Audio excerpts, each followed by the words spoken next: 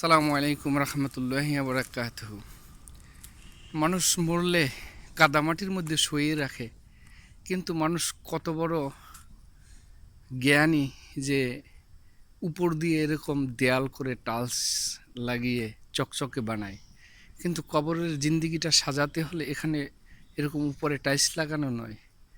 আপনি আপনার যে হায়াতের জিন্দিগিটাকে এরকম চকচকা সুন্দর পরিচ্ছন্ন করতে হলে আল্লাহ সুবহানাহু ওয়া তাআলার হুকুম হাকাম মানাটা জরুরি এবং রাসূলের সুন্নাহটা মানাটা জরুরি। তাই মানুষ কত বড় জ্ঞানী হয়ে গেছে। এবং আরব দেশে আমরা দেখেছি যে মরুর দেশে সেখানে মাটি চাপা দিয়ে সামান্য একটা পাথর দিয়ে এই করে রাখে যে এখানে কবর ছিল এরকম। আর আমরা বাংলাদেশে এভাবে আমরা কবরস্থান নামে বাউন্ডারি সেখানে টাইলস লাগিয়ে ঝকঝক করে রাখি।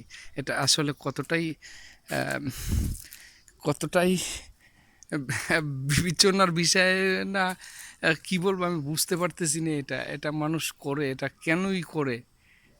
আমি এ বিষয়ে আমি এই টাকাটা যদি তার হয়ে যারা শুয়ে আছেন তাদের হয়ে সাদগা করে দিত, আমার মনে হচ্ছে সেটা উত্তম হতো। বা তাদের হয়ে যদি দান করে দিত, কিন্তু এই টাকাটা এভাবে খরচ না করে, আমার কাছে এটাই উত্তম মনে হয়। জানি না আপনাদের কাছে কি মনে হয়, আপনারা কমেন্টে জানিয়ে যাবেন। আসসালামু আলাইকুম রহমতুল্লাহি বারাকাতুহু।